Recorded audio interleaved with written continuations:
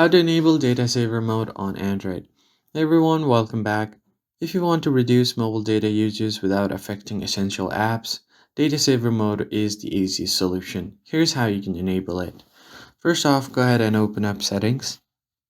Once you open up settings, you need to find network and internet.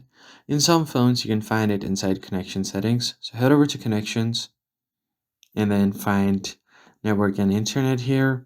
Then you can find your data uses, tap on it, and then from there you can find your mobile data saver. Tap on data saver is currently turned off. To enable it, tap on turn on now and turn on this toggle. Once you toggle this on, you can find this little icon at the top. It helps you cut down your data usage by preventing apps from using data in the background. While turned on, the data saver icon will be shown on your status bar. And you can see this little icon right here on the top. And there you go. Now you've successfully turned on data saver to reduce unwanted data usage without affecting any of your core functionalities. I hope this tutorial was helpful. Hit the like button down below and subscribe. I'll see you guys in the next video.